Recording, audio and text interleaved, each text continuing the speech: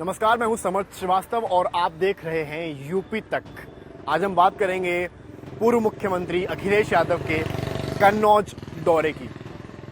आपने देखा होगा यूपी चुनाव में हार के बाद अखिलेश यादव लगातार ग्राउंड पर नजर आ रहे हैं। पहले वो करहल जाते हैं, आजमगढ़ जाते हैं, सीट को लेकर चर्चा करते हैं, फिर डिसाइड करते हैं कि वो नेता प्रतिपक्ष बनेंगे।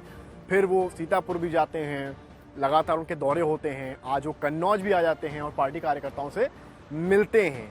पहले हम बताएंगे आपको कि आज कन्नौज में क्या हुआ। कन्नौज में आए वो, उनकी लगभग 2-2.5 घंटा वहां पर बैठक चली, पुराने नेताओं से मिले और जिन्होंने विधायकी लड़ी, क्योंकि 3 सीट विधानसभा की थी, उन तीनों सीटों पर समाजवादी पार्टी को कन्नौज में हार का सामना करना हो। क्योंकि कन्नौज समाजवादी पार्टी का कहीं ना कहीं गढ़ कहा जाता है, क्योंकि वो इटावा को भी कनेक्ट करता है, फर्रुखाबाद को भी कनेक्ट करता है। तो इस वजह से सपा को उम्मीद थी कि 3 में से कुछ सीट्स वो निकाल सकती है, पर जब तीनों सीट्स वो हारी हैं तो अखिलेश यादव का गुस्सा भी कहीं ना कहीं उन लीडर्स को झेलना पड़ा जिनकी वजह से ये हार हुई। अखिलेश ने कहा, अंदर मीटिंग काफ़ी देर चली। अखिलेश का मैसेज साफ था कि आपको ग्राउंड पर मेहनत करनी पड़ेगी। जो विधायक या जो हारे हुए विधायक थे, जो लीडर्स थे, वो बाहर निकले, वो कहीं ना कहीं काफ़ी मायूस थे, क्योंकि मीटिंग जो थी वो काफ़ी इस बार कड़े लेवल पर अखिलेश की तरफ से करी गई। आपको बताना ज़रूरी है, यहाँ पर ये डिम्पल यादव का भी कहीं ना कहीं लोकसभा क्षेत्र रहा है। 14 के बाद उनको हार का सामना करना पड़ा था।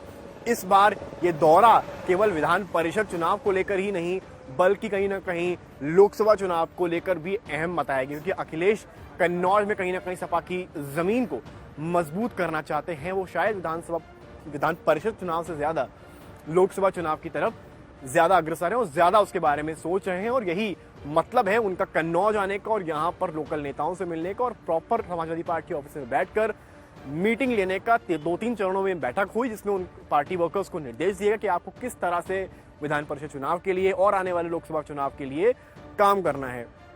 उन्होंने हालांकि आज कई बातों पर खुलकर बात करी।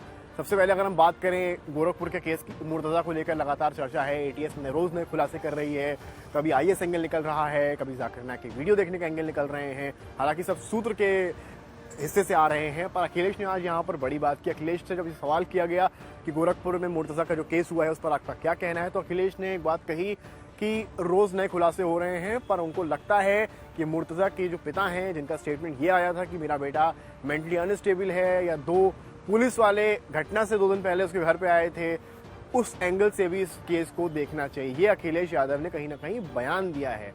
इसके अलावा उन्होंने शिवपाल यादव को लेकर एक बार फिर से चुप्पी साधी और उस पर जब उनसे सवाल किया गया तो अखिलेश ने शिवपाल के सवाल पर कुछ भी नहीं बोला। हालांकि आज स्थापना दिवस बीजेपी का जरूर था, उसको लेकर अखिलेश ने तंज कसा, क्योंकि आज स्थापना दिवस था। तो सीएम योगी समेत कितने बीजेपी के नेता थे जो आज भगवा टोपी पहने बैठे नजर आए बीजेपी ऑफिस में, उस पर अखिलेश ने तंज ये कसा कि जो टोपियों से चिढ़ते थे आज वो टोपी पहने नजर आ रहे हैं। उन्होंने विधान परिषद चुनाव पे को लेकर ये कहा कि बीजेपी जो है लोकतंत्र की सीरियल किलर है। ये एक बड़ा आरोप बीजेपी पर लगाया, क्योंकि अखिलेश पंचायत चुनाव से, अगर आपको याद हो, लगातार बीजेपी पर आरोप लगाते आए हैं। उनका कहना है कि डीएम एसएसपी मिलकर सारे चुनाव सपा को हरवा रहे हैं, चाहे वो पहले का चुनाव पंचायत का रहा हो, चाहे वो यूपी असेंबली इलेक्शन रहा हो, या अब आने वाला विधान परिषद चुनाव रहा हो। अखिलेश ने कहीं ना कहीं सबको आगाह कर दिया है। बलिया का जो केस है जिसमें पत्रकारों को अरेस्ट किया गया है, उसको लेकर भी वो बोले। उन्होंने कहा कि आज के टाइम में पत्रकार अगर खबर चलाएंगे तो उनको अंदर डाल दिया जाएगा, और जिस तरह से उस पत्रकार की माँ और बेटी बिलख कर रो रही है, उस पूरे केस को संजीदगी से देखना चाहिए और कहीं ना कहीं जो आरोपी हैं उनके खिलाफ ही कार्रवाई करनी चाहिए। जो कलम पर हमला है उसे नहीं करना चाहिए। तो अखिलेश ओवरऑल आज कन्नौज दौरे पर जरूर थे, पर उन्होंने सारी ही बातों पर खुलकर अपनी बात रखी। उनका ये कहना है कि गोरखपुर केस हो, चाहे और केस हो, बलिया का केस हो, अयोध्या का केस हो, सब पर उन्होंने खुलकर बात की। अब देखना ये है कि अखिलेश का ये जो मूवमेंट अब नजर आ रहा है यूपी चुनाव के बाद, आपको याद होगा जब पहले वो इलेक्शन हारे थे तो पिछले 3.5-4 साल में उतने एक्टिव नहीं थे। आखिरी 6-8 महीने में वो बहुत एक्टिव हो गए थे और लगातार बस रथ यात्राएं निकाल रहे थे, उसमें काफी भीड़ उमड़ती थी। तो ऐसा लगता है कि अखिलेश यादव ने इस बार कहीं ना कहीं अपनी स्ट्रैटेजी है वो चेंज करी है, और उनकी कोशिश इस बार ये है कि वो न केवल आखिरी 6 महीने में बल्कि प्रॉपर 5 साल, अगर वो विपक्षी भूमिका में है, नेता प्रतिपक्ष हैं अब, तो वो लगातार ग्राउंड पर नजर आए। उनका ये कहना, उनका ये मानना है कि चाहे सदन हो या ग्राउंड हो, उनको इस बार जनता के मुद्दे उठाने, और यही ऐसा लगता है कि जिस तरह से वो पिछले 20-25 दिन में अगर आप देखेंगे तो लगभग 3-4 जिले कवर कर चुके हैं।